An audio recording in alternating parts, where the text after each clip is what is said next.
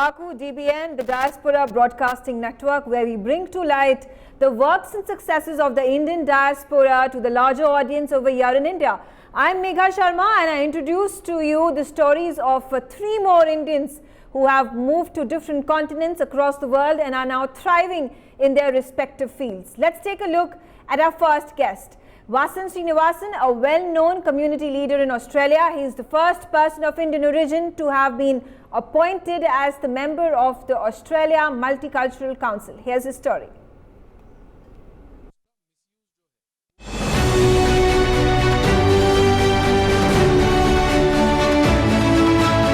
Vasan Srinivasan is a well-known community leader in Australia. He has held numerous high-level state and federal ministerial and advisory briefing and liaison roles relating to the matters of importance to multicultural policy with Victorian Multicultural Commission, the Victoria Police, the Victorian Government as well as the federal government. Vasan is the first person of Indian origin to be appointed as member of the Australian Multicultural Council.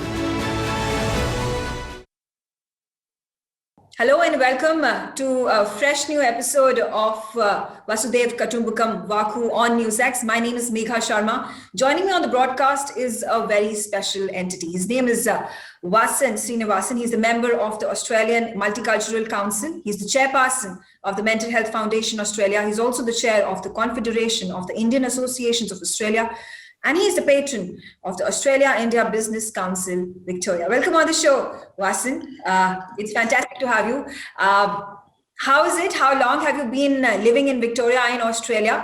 If you could also give me a gist about how have the past few months in wake of the pandemic been like to you and to the people of Australia? Thank you, Ms. Megha Sharma. And first of all, Happy New Year to your NewsX VaKu channel for calling me and talking to you. Thank you so much. Just to give you a bit of understanding where I come from, where I am. So I left my little village, which is 350 kilometers from Chennai. Mm-hmm. What I have seen, only 13 homes, river, a lake, ponds, and paddy fields. That's what I was well known to, and grew up with cattle and dogs and you can name it. So real country boy, and left to Chennai.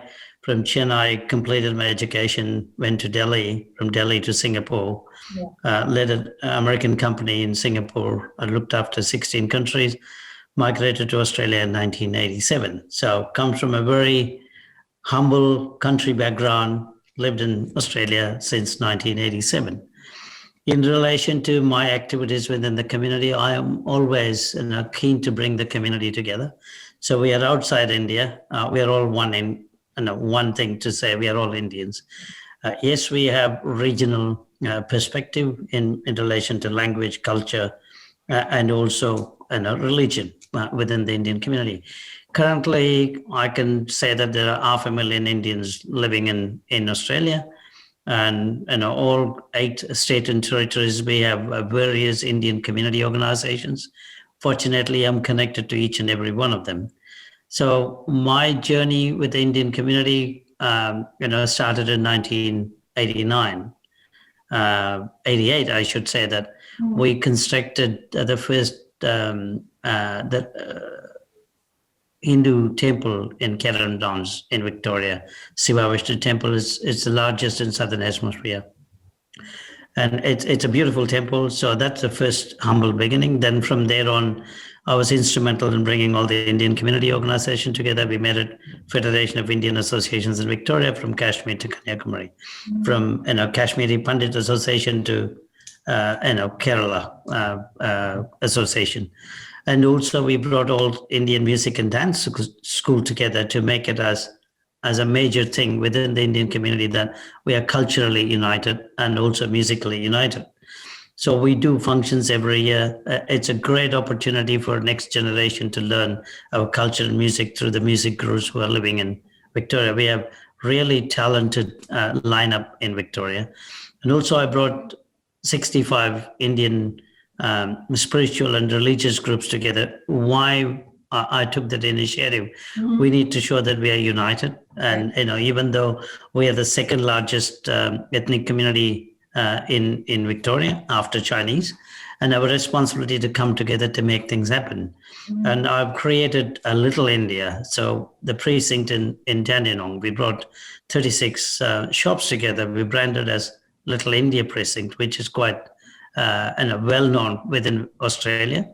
And we have created the first ever Indian museum, history of India outside India. This is one and only museum outside India.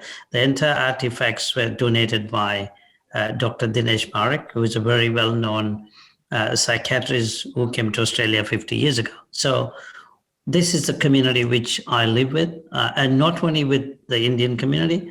As a chairman of Mental Health Foundation, I bring 60 various community groups together, and majority of our community members are part of this multicultural ambassadors program with me. So we do national mental health awareness campaign. We feed the needy people in Victoria. So we do quite a lot of activities with 60 multicultural community groups.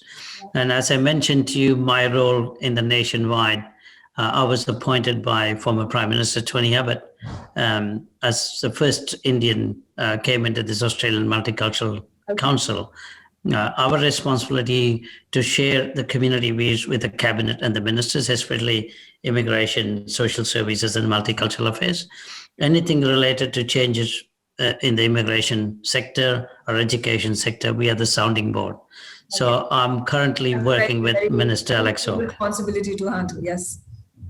And before I let you go, Vasan, what are, succinctly, if you could explain to me, how is the next year going to pan out when it comes to you pushing ahead the agendas that have been set by the two nations in working together in collusion over a plethora of issues, be it defense, be it strategic matters, immigration? Of course, you are somebody who would be an expert to speak about.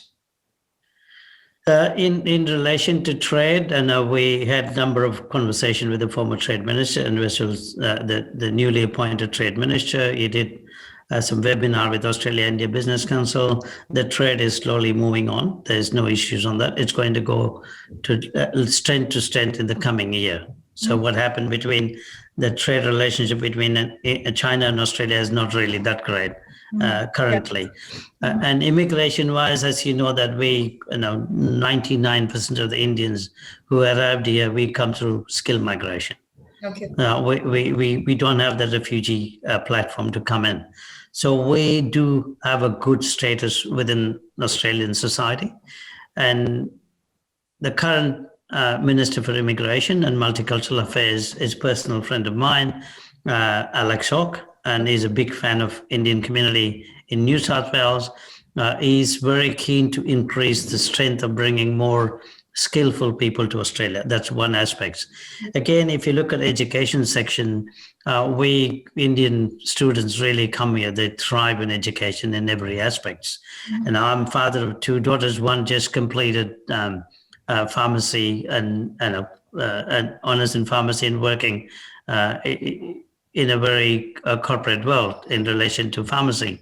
My second daughter just doing master's in psychology, 4th year. So the education is given number one platform in relation to bringing both countries together. And this is exactly what we are planning to go ahead with Ravneet Pawar in India and Jim Varghese and myself. We are working with current Minister for Education, Honorable Alan Tudge, who is the next door member, and also the current Minister for Housing, as well as Assistant Treasurer, who is my local member, Michael Shuka. Both of them work with the community on a regular basis. So to answer to your question, definitely we go into heights in the coming years. Absolutely, and I wish you all the very best and facilitations for the kind of work you have been carrying forward in this milieu. I wish you yet again all the very best, Vasan Srinivasan, and thank you for joining us on VaKu on this very special episode. Thank you, Megha, and thank you for your listeners. And it's a great opportunity for me to share my experience, what goes on within the Indian diaspora in Australia. All right, so my next guest on the broadcast is Neelima Jain. Neelima is the Deputy Director and Senior Fellow with the Wadhwani Chair in the US-India Policy Studies at the Center for Strategic and International Studies in Washington, D.C.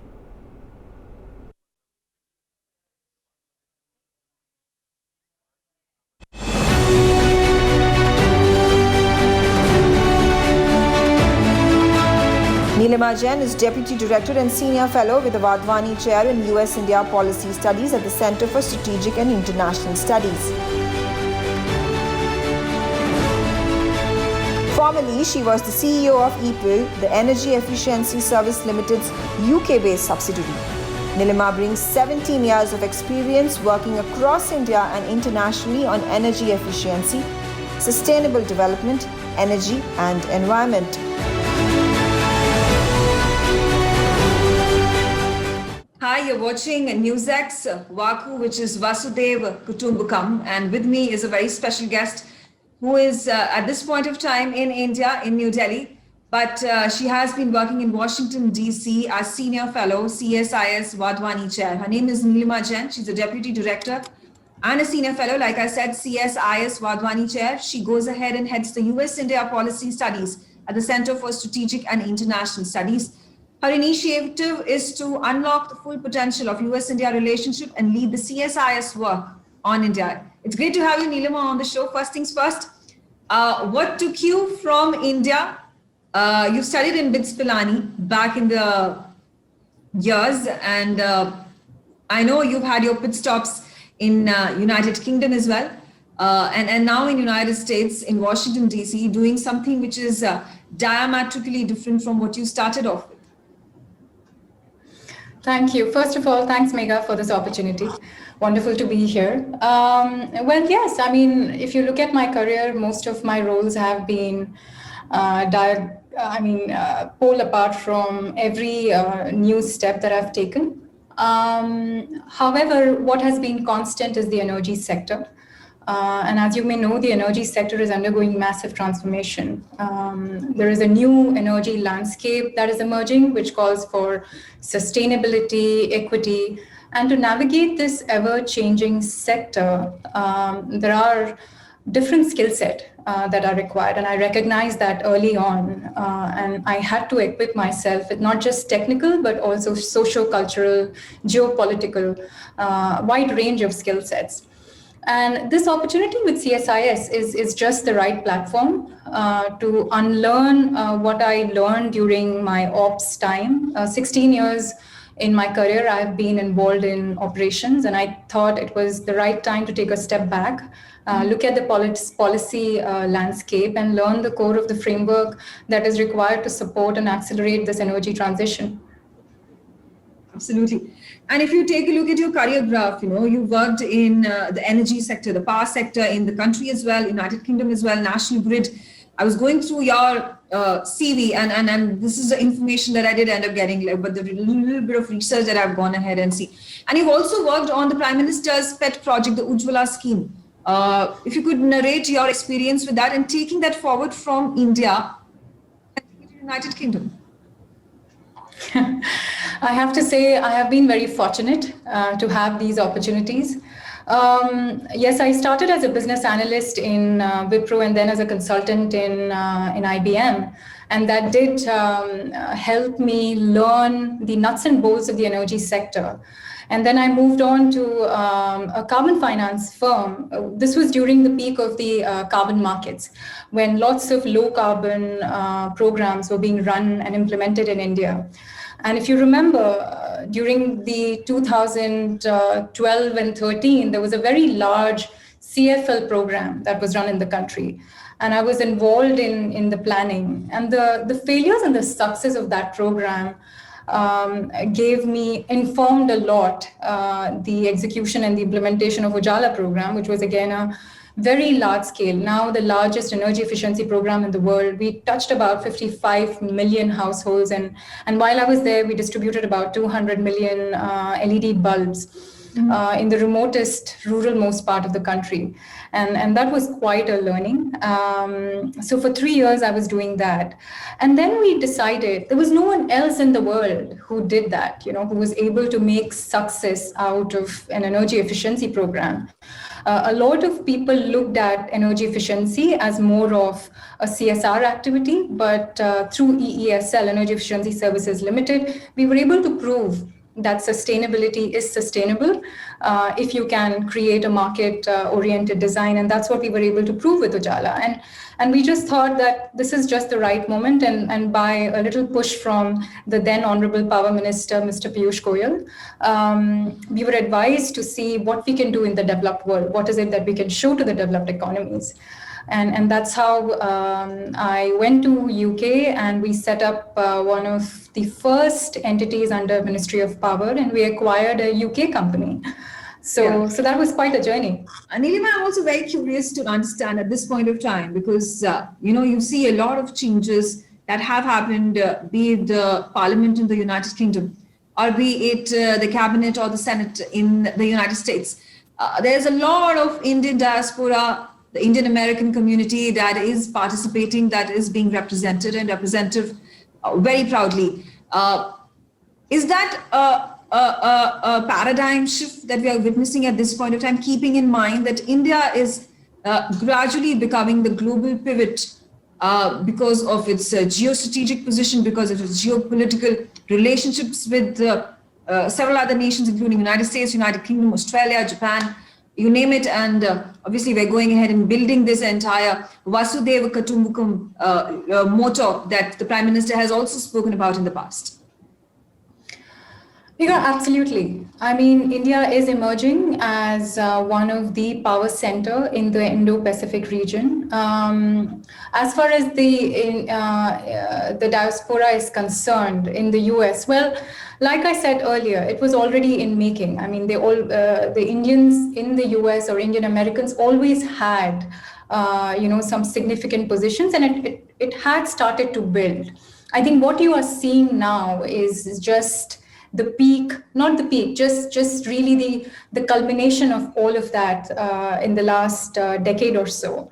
And no one can ignore India today, not just because of its technical prowess, but also what it has shown in COVID. It has shown its competence in COVID era, and I think Indian government has put out some reforms as well. So in that sense, everyone is watching India and Indians. Absolutely.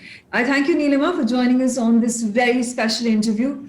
And it would be lovely to have you again and again on the show to understand your perspective as a part of the Indian diaspora that is working at this point of time in several parts of the world, including United Kingdom and now the United States. Thanks for joining us. Thanks, Megha. All right, and my final guest for the day is Dr. Gauri Krishnan, an art historian and a Bharatanatyam dancer who has dedicated her life and career to the development of the heritage sector in Singapore.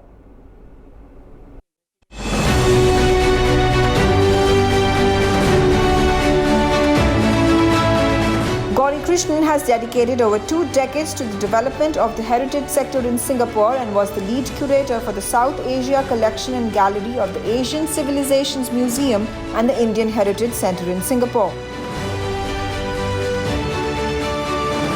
She is an art historian and a Bharatanatyam dancer and has a PhD in India temple architecture and sculpture as well. Hello and welcome to a brand new show on NewsX. It's called VaKu Vasudhaiva Kutumbakam. The world is one big family. That's what it means, essentially. Joining me on the broadcast is a very special guest at this point of time. She's part of the Indian diaspora. She's located in Singapore.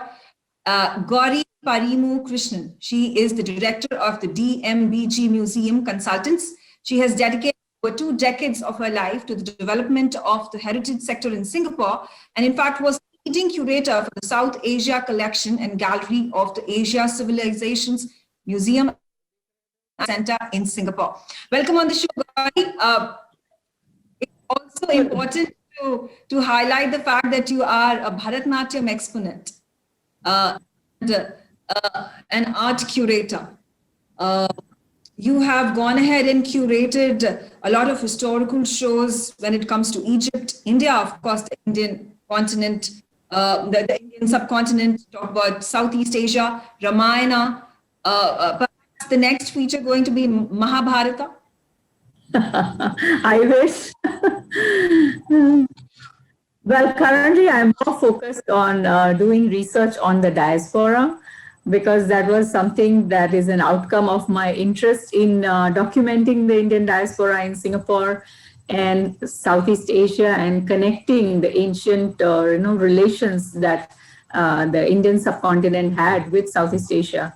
So I'm currently going into that direction, and if not Mahabharata, but at least there is going to be several publications on different Indian communities, as well as the entire, how Hinduism has spread and established itself in Southeast Asia and in Singapore. So these are my projects. I think that's brilliant, and taking India to the world, which is extremely curious about the cultural heritage, especially. My first question to you would be the journey that you've taken. It's been decades together. How has it panned so far, from living in India and then moving to Singapore and growing your roots over there, and ensuring that the Indian heritage is talked about, spoken about, heard about? Well, it has been an uphill task since, when I came and joined the National Heritage Board in 1993, I was the first officially appointed curator for so-called South Asian culture and civilization. So I had an art history degree from India. So I was the first Indian curator, so to say.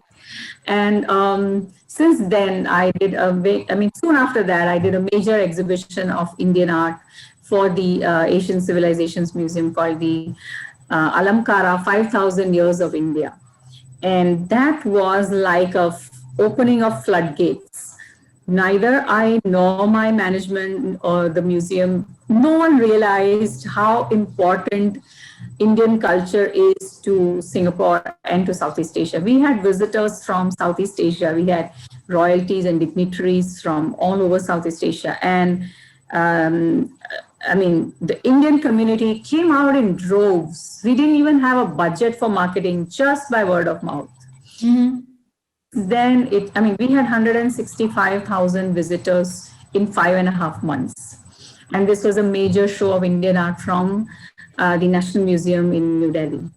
Since then, it's not been looking back, and we developed the Indian Gallery for the Asian Civilizations Museum that opened in 2003. And then we had the Indian Heritage Center that opened in 2015. And I have been fortunate in associating with all these institutions. So, yeah, I think the journey has been phenomenal, and it has, I would say the whole awareness about Indian culture has been growing, and it has been very well received. Okay. And before I let you go, Gauri, how are Indians perceived in Singapore? Very open society, like you said, deep historic links, India and Singapore and Southeast Asia. We talk about the particular region. But has there been a transformative change 10 years ago and now, in terms of the Indians being perceived in Singapore, be it trade, culture, history, sciences, all along? Just like an encapsulated view of you as an Indian living in Singapore for quite some time now, and the perceived change that you witness. Yeah, I have lived in Singapore now for close to 3 decades, and I have definitely seen Indians doing very well in Singapore. In education, we have several opportunities for Indians to do well in education. We also have Indians who have migrated here and are working in the IT sector, especially since the 90s when I came.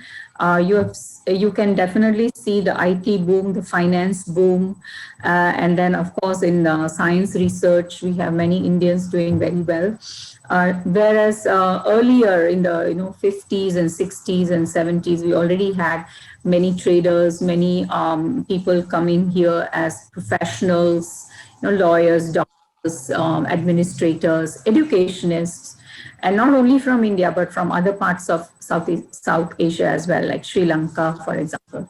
So Indians have done very well in almost every sector.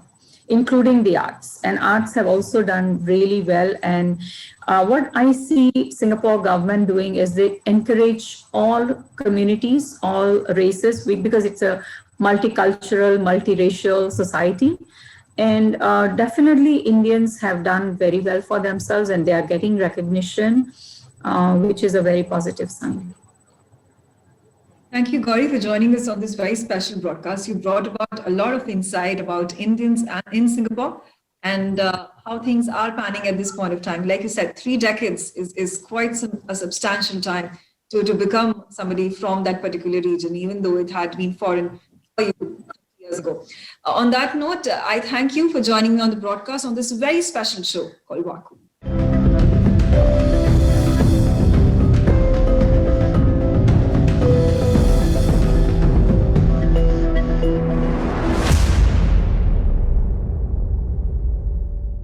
For more such videos, subscribe to the NewsX YouTube channel, hit the bell icon.